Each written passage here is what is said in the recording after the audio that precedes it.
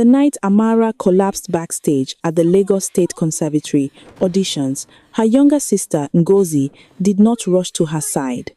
She stood in the doorway of the dressing room, arms folded, watching the medics crowd around Amara's trembling body, with an expression that was, and this is the part that will make your blood run cold, almost satisfied, not relieved, not devastated, satisfied. Like a woman who had planted a seed months ago and was now watching right on schedule. The first green shoot pushed through the soil. The medics were asking Amara to speak, to tell them her name, to describe the burning in her throat.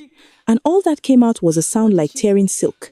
A broken rasp that silenced the entire hallway, 20 years of training, a voice that their mother used to say was borrowed. Directly from the ancestors, Gon and Ngozi pressed her lips together, smoothed the front of her dress, and walked back to the mirror to fix her lipstick. That is where our story truly begins. Not with the karma, though, we will get there, and we will absolutely get there, but with the cold, deliberate, premeditated evil of a woman who looked at her own blood, sister's gift, and decided that if she could not match it, she would destroy it. Let me take you back to the beginning, because you need to understand the full weight of what was done here. You need to sit with it. You need to feel it the way Amara felt it every single morning. She woke up in that house, in that family, under the shadow of a resentment. She never fully understood until it was too late. Amara and Nozi Eze were born 3 years apart in Enugu, to a father who drove buses and a mother who sang in the church choir. Every Sunday, with a voice so powerful, it made elderly women weep into their hymnals from the very first moment. Amara opened her mouth as a child, 4 years old, barely tall enough to reach the kitchen table. It was clear that she had inherited everything. The full inheritance, every note, every breath, every God-given frequency of their mother's gift had passed directly into that child's body. Like a torch, being carried forward through a bloodline. By the time she was 7, the church choir director was rearranging entire arrangements around her. By 12, she had performed at the governor's cultural gala and received a standing ovation that lasted 4 minutes. The family's neighbors in Enugu still talked about it. People would stop her mother on the street just to say, "Your daughter, that girl." There is something supernatural in her and Ngozi. Ngozi was 3 years younger and perfectly devastatingly ordinary, not ugly. She was in fact quite beautiful, with the kind of symmetrical, striking face that stopped conversations, not unintelligent. She was sharp, quick, and socially brilliant in ways that Amara, who was gentle and somewhat shy, never quite managed. But when it came to music, when it came to the one thing that their mother treasured above all earthly possessions, the one thing that brought their father to tears and made their family feel chosen, Ngozi had nothing, a serviceable voice at best, pleasant in a room, forgettable on a stage. The kind of voice that music teachers describe with the most damning word in the entire English language, adequate. She was adequate and she knew it, and she watched her sister receive every standing ovation, every scholarship offer, every whispered conversation at family gatherings. That one, the elder girl, she is going to be something, and she built a cathedral of hatred in her chest, brick by brick for years, and she smiled the whole time she was building it. Here is what nobody in the family saw. Because Ngozi was extraordinarily gifted at one thing, the performance of love. She hugged Amara at every performance. She cheered the loudest at every recital. She told every cousin, every auntie, every family friend, "My sister, she's the most talented person I have ever known. I am so proud," and she meant none of it, not a single syllable. Every word of praise that came out of her mouth was a stone added to the foundation of a plan she had been constructing for years, because Ngozi was patient in the way that only truly dangerous people are patient. She was not impulsive. She was not reckless. She understood that the most effective knife is the one the victim never sees coming, wielded by the hand they trust the most. The opportunity came in the form of the Abuja Cultural Heritage Festival, the single most prestigious traditional music competition on the continent. Broadcasted live across 12 African nations, with a recording contract from Stellar Sound Africa as the grand prize. and a headline performance slot at the Pan-African Music Summit in Accra for a musician of Amara's caliber. This was not merely an opportunity. This was the moment she had been building toward her entire life. She had spent 14 months preparing her signature piece, a haunting, intricate arrangement of an old IBO funeral praise song, reimagined with contemporary vocal harmonics that she had developed herself. Her vocal coach, a serious woman named Mrs. Beshin. Adimi, who had trained 3 Grammy nominees, told Amara plainly, "I have never heard anything like what you are doing with this piece. This is not competition material, this is legacy material." Ngozi had also entered. Of course she had, because this was always her strategy: to be present, to be adjacent, to be close enough that when the light eventually moved, she might catch some of it. She knew she would not win. She had never won anything in her life, but she had told herself a story. The way desperate people do about how being Amara's sister was its own kind of proximity to greatness. About how she would stand in the audience when Amara won and feel something other than the acid that had been eating through her stomach. Since they were children, she told herself that story for about 3 weeks, and then she stopped telling it. And she started making a different kind of plan. The thing about Ngozi's plan, and this is important, this is where the mechanics of her evil deserve your full attention, is that it was not the plan of a passionate, furious woman acting on impulse. It was the plan of a methodical, calculating, cold-blooded individual who had done her research. She had a friend, a woman named Temi, who worked in the pharmaceutical distribution chain in Lagos, who owed her a favor from a financial arrangement that predated all of this. Ngozi called in that favor with surgical precision. She needed something specific, a compound odorless and tasteless when dissolved in liquid that would cause severe inflammation of the laryngeal tissue. Not permanently, or so she told herself, and perhaps so she genuinely believed, because we must acknowledge that even monsters tell themselves stories that make their monstrosity manageable, just enough inflammation to damage Amara's vocal cords for the competition period. Just enough to take her out of the running for a few weeks, to force a withdrawal to buy. Enough time for Ngozi to slip into the slot and perform in her place. That was the plan. Clean, temporary, survivable. She administered it in a glass of zobo juice. Amara's favorite, the deep hibiscus red. Drink their mother used to make on Sundays 2 weeks before the competition. She made it herself, the way she used to when they were young, stood in Amara's kitchen and stirred it slowly, and handed it to her sister with a warm smile and said, "I made this for you. You've been working so hard, you need something sweet." And Amara, who loved her sister with the particular uncomplicated love of someone who has never truly been betrayed by anyone, who still believed in the fundamental goodness of her own blood, drank the entire glass and said it was perfect. She said, "You always know what I need, Ngozi."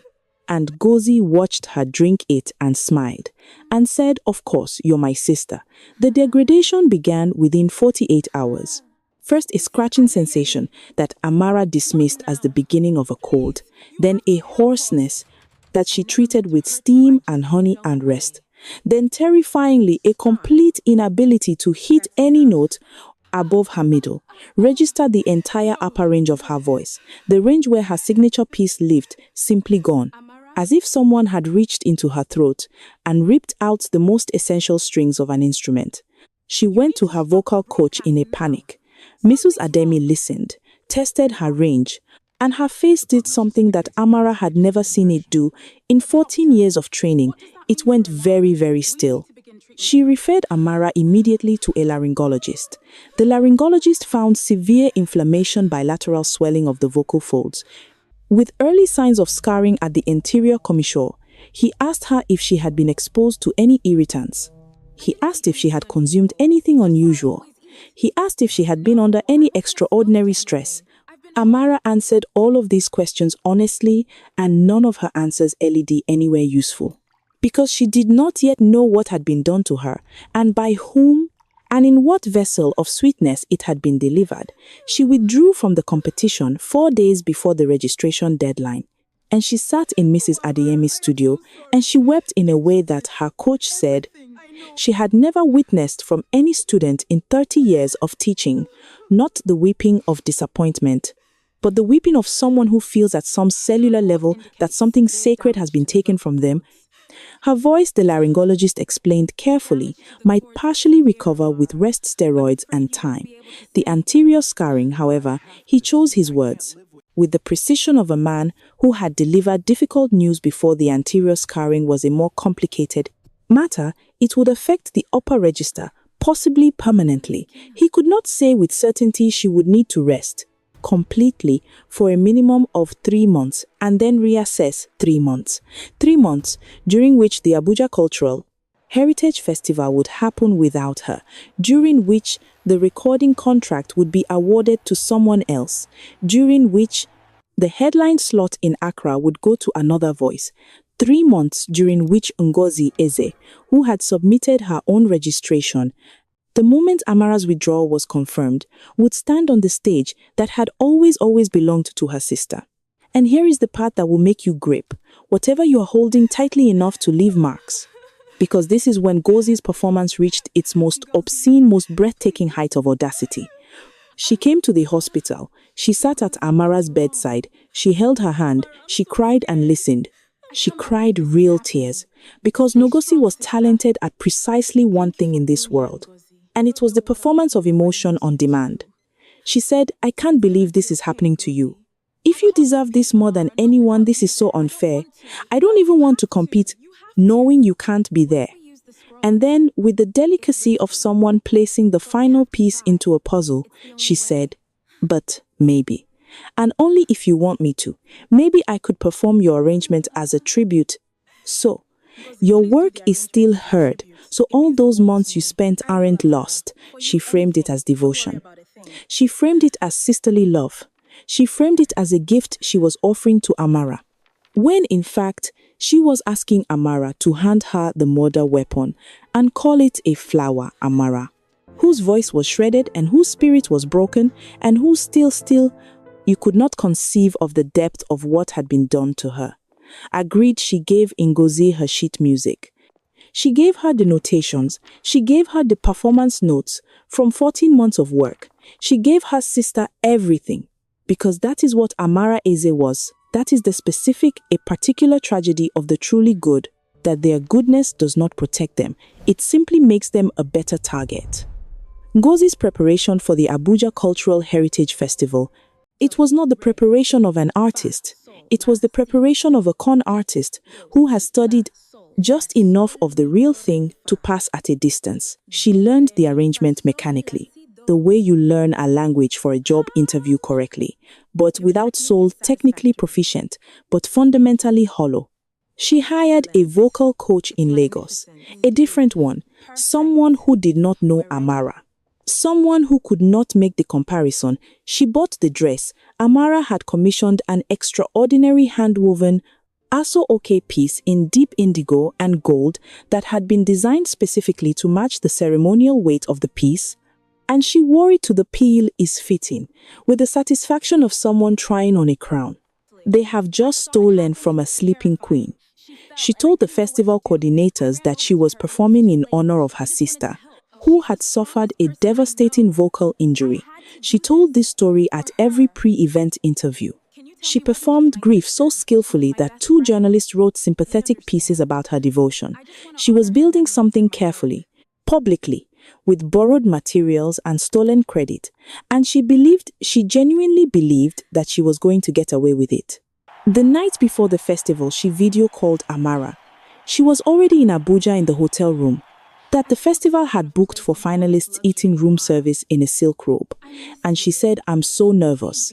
I keep thinking about you. I wish you were here." And Amara, watching from her flat in Enugu, where she was doing her prescribed vocal rest exercises, said, "You're going to be wonderful. Just let the music speak." And Ngozi smiled the smile of a woman who has already counted the money and said, "You always know what to say." And she hung up and she ordered dessert. The festival was broadcast live across 12 countries, 30,000 people in the auditorium, an audience of an estimated 4 million watching. on television and streaming platforms across West Africa. The stage was massive, a 200-meter arc of polished mahogany, lit from below with amber and gold, with a sound system that had been custom installed at a cost that the newspapers reported breathlessly as exceeding the annual arts budget of 3 Nigerian state governments. The microphone at center stage was a single standing condenser unit custom-built show, a specific position to capture every breath, every vibration, every frequency of the human voice with absolute fidelity. It had been tested 7 times during the afternoon sound check. It had passed every test. What the sound technicians did not know, what nobody knew, except within 48 hours, the entire world would know, was that there was a fault in the grounding circuit of the stage's main electrical panel, traced later by investigators to a substandard copper busbar that had been installed by a contractor who had won the tender through connections. Rather than competence, a fault that under normal operating conditions would remain dormant, a fault that required one specific catastrophic confluence of circumstances to activate a performer gripping the microphone stand, with both hands perspiring heavily, the way a nervous, underprepared singer perspires under 30 kilowatts of stage lighting at the precise moment. That the stage manager in the wings accidentally activated the wrong circuit on the back of power board Ngozi Eze walked onto that stage to the kind of applause that her sister should have received. She walked to center stage in Amara's dress, with Amara's sheet music memorized in her head, holding in her hands a career she had poisoned and stolen and wrapped in the language of love. She gripped the microphone stand, she looked out at 30,000, the faces, and 4 million more beyond the cameras. She opened her mouth, and the circuit found its path. The scream that came through those speakers was not musical. It was not the opening note of an Igbo funeral praise song, reimagined with contemporary vocal harmonics. It was the sound of a human body receiving a current strong enough to cause immediate catastrophic spasm of the laryngeal muscles. A sound so raw, so inhuman, so completely and utterly unlike anything Ngozi Eze had ever produced in her entire life, that for one insane half-second 30,000 people thought it was part of the performance. It was not part of the performance. The stage hands reached her in 11 seconds. 11 seconds that felt, to every single person watching in that auditorium, in living rooms across Lagos and Accra and Nairobi and Dakar, on phone screens in buses and market stalls and university dormitories, like 11 years, the current had passed through her for just under 3 seconds before the emergency cut off. Triggered but 3 seconds at that voltage, with those hands wrapped that tightly around, a grounded metal stand was more than enough. More than enough to do what he did. The paramedics who treated her backstage would document in a report that was later leaked to 3 separate news outlets and circulated so widely that it became one of the most read medical summaries in Nigerian internet history, that Ngozi Eze had sustained severe bilateral damage to her recurrent laryngeal nerves, the 2 delicate nerve pathways that control the movement of the vocal folds, resulting in complete vocal fold paralysis, both sides simultaneously, the kind of injury that laryngologists describe in the flat, precise language of medical literature as functionally devastating, and in the majority of documented cases, permanent. She had lost her voice, not her singing voice, not her upper register, not her ability to perform her voice, of the ability to produce sound at all. She could breathe, she could whisper barely at a volume. That required a person to lean within inches of her face, to hear but the voice that had laughed and conspired and performed devotion, and called her sister darling, and told 2 journalists about her grief and said, "I wish you were here." That voice was gone silenced, on a stage in front of 30,000 people, in front of 4 million more in the dress she had stolen, holding the microphone that had been meant for someone else. If you believe in coincidence, you are welcome to call it that. If you believe in physics and electrical engineering, you may point to the copper bus bar and the negligent contractor and the nervous perspiration and the wrong switch in the wrong hand at the wrong moment, but I am a griot. And I have been telling stories long. Enough to know that the universe does not always work in metaphors. Sometimes it works in volts. The hospital footage, grainy shot on a security camera leaked within hours, showed Ngozi being wheeled out of the Abuja National Cultural Center on a stretcher, the indigo and gold asoke dress torn at the shoulder where the paramedics had worked her mouth open, in a shape that should have been a scream, but produced nothing at all. Just the terrible silent architecture of a sound that had nowhere left to go. That image, her mouth opened the dress. Recognizable to everyone who had seen the pre-event interviews. The silence where a voice should have been became the image, the one that got screenshotted and shared and quoted and discussed in 100,000 comment sections with a speed and unanimity that felt almost like a verdict being delivered by the public itself, because here is what happened in those same hours. While Ngozi was being stabilized in an Abuja hospital room, the internet did what the internet does. When it smells a story that is bigger than the surface, someone, a student in Enugu, who had attended Mrs. 1ATS, Adeyemi's masterclasses, and knew Amara personally, posted a long, detailed account of Amara's withdrawal, her vocal injury, the suspicious nature of the laryngitis, the timeline someone else, a nurse at the clinic, where Amara had initially been seen posted somewhat indiscreetly a comment that mentioned the inflammation pattern had been unusual for a standard viral presentation.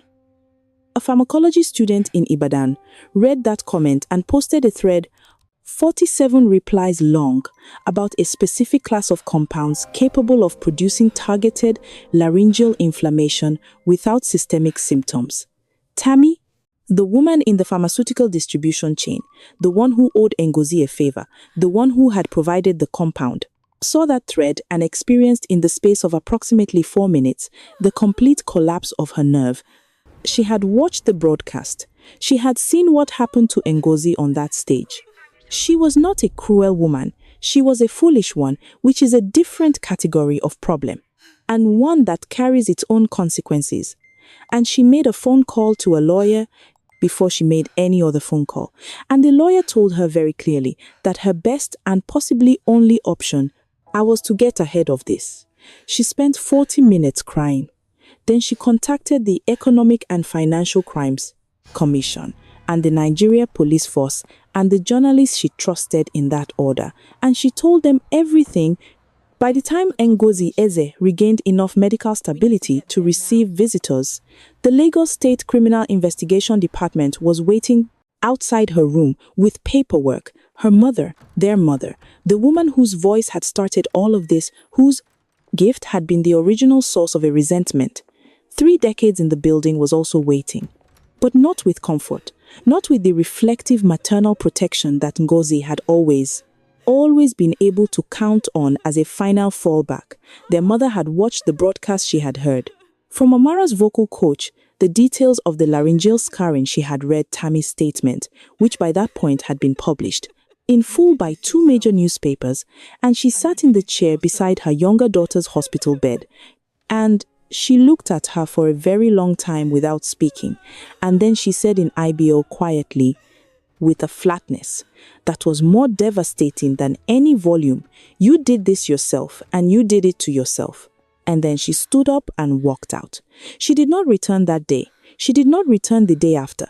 The estrangement that followed lasted as of the time of this telling without any sign of resolution.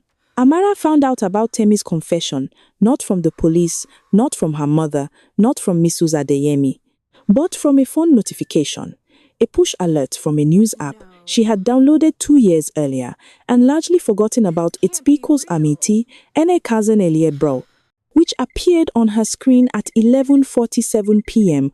on the night of the festival, while she was sitting in her flat in Enugu doing her prescribed breathing exercises and trying not to watch the broadcast coverage of the competition.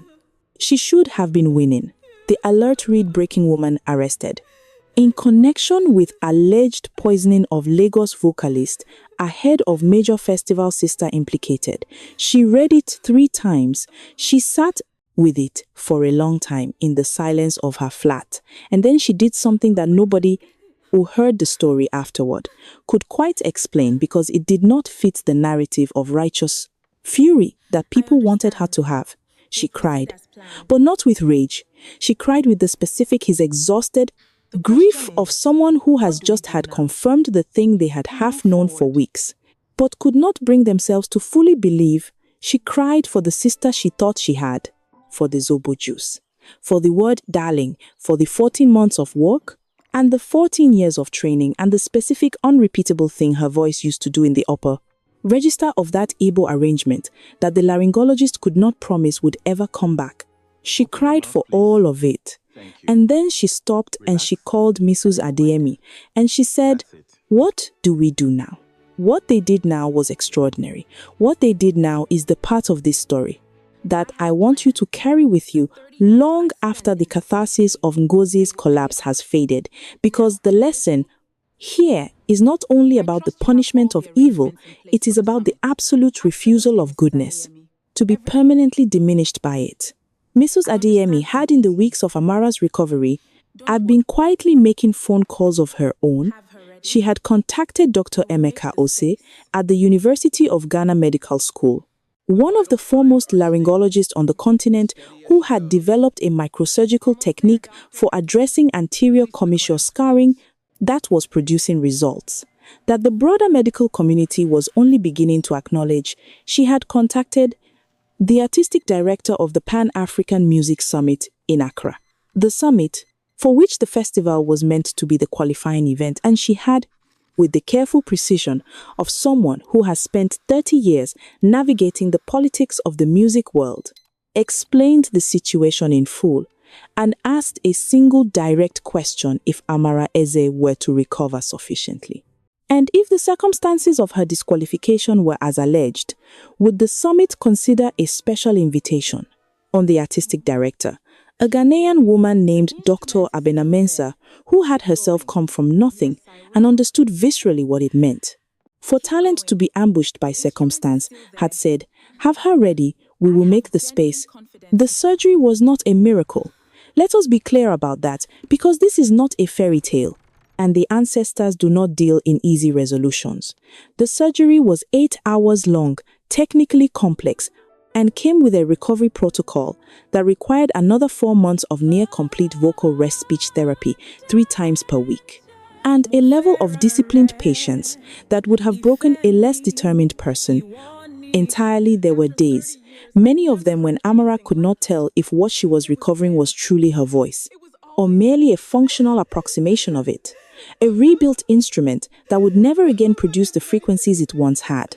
There were nights when she lay awake running the scales in her head, unable to test them out loud, not knowing if they would be there. When she was finally allowed to try, there were moments of pure, undiluted terror that she told precisely 2 people about Mrs. Adeyemi and Dr. Ose, both of whom responded with the same message in different forms. "Keep going, the instrument is still there. Keep going." The morning she was finally cleared to vocalize fully 9 months after the night Ngozi handed her that glass of Zobo juice. With a warm smile, she stood in Mrs. Adeyemi's studio and she opened her mouth and she sang. Prose the opening phrase of the arrangement. Just the opening phrase, 8 bars. And Mrs. Adeyemi, who had not cried in front of a student, in 30 years of teaching, sat down on the piano bench and put her face in her hands because it was there, not identical to what it had been. The anterior scarring had taken something from the very top of her range that had not fully returned and might never return, and Amara knew this and had made her peace with it in the slow, difficult way that only the truly resilient can. But it was there, the body of it, the soul of it, the thing that their mother had recognized. When Amara was 4 years old and barely tall enough to reach the kitchen table, borrowed from the ancestors, and apparently not so easily surrendered. The Pan-African Music Summit in Accra was held 14 months after the Abuja Festival. By that point, Ngozi's criminal trial had concluded. She had been convicted on charges of administering a noxious substance with intent to cause grievous bodily harm, a charge that her defense team had fought strenuously and unsuccessfully. Given the specificity of Temi's testimony and the forensic analysis of the compound's effects on laryngeal tissue, the sentence was 4 years, suspended after 18 months, on conditions that included a prohibition on entering the Nigerian entertainment industry. In any professional capacity for a period of 10 years, her voice, the speaking whisper she had been left with, had shown some minor recovery over the 14 months, enough for her to communicate in quiet rooms, not enough for anything. That could be called a public voice, the recording contract that Stellar Sound Africa had tentatively discussed with her in the 48 hours between Amara's withdrawal and the festival before the broadcast, before the arrest, before the complete and total incineration of her reputation had been formally publicly, and with considerable additional commentary withdrawn. The festival organizers had issued a statement. The two journalists who had written sympathetic profiles about her sisterly devotion had issued corrections. One of them, in a particularly pointed follow-up piece, had used the phrase, elaborate performance of grief, and let it sit there unadorned like a verdict. She had lost the voice, she had lost the freedom, she had lost the career she had never truly had but had tried to steal. She had lost the public sympathy she had so carefully constructed. She had lost her mother's presence in her daily life, if she had lost. And this is the one that the tabloids did not fully capture, but that everyone who knew the family understood was the deepest wound she had lost. The specific thing she had been trying to destroy, because Amara was still there, still standing. Still impossibly singing, every act of sabotage had failed at its ultimate objective. The voice had been damaged, not silenced. The career had been delayed, not destroyed. The woman had been wounded, not broken, and Ngozi, sitting in whatever room she occupied in those months, communicating in a whisper that rooms could barely contain. I had to live with the knowledge that she had swallowed. 4 years of her own life burned every relationship that mattered, destroyed her own future, and the things she had been trying to eliminate had simply refused to be eliminated. When Amara Eze walked onto the stage at the Pan-African Music Summit in Accra, not as a contestant, not as a tribute act, not as a stand-in for someone else, but as a headlining invitee introduced by Dr. Abena Mensah in a speech that mentioned briefly and with devastating clarity the circumstances that had led to this particular invitation. The ovation began before she reached the microphone. Not the polite ovation of an audience acknowledging credentials. The ovation of people who had followed this story, who had felt the injustice of it, who had watched the months of recovery from a distance, and wanted her to know, before she sang a single note, that they had been paying attention. She stood at the microphone, a different stage, a grounded, tested, certified, perfectly safe microphone. And she looked out at the audience for a moment before she began, and then she sang her arrangement.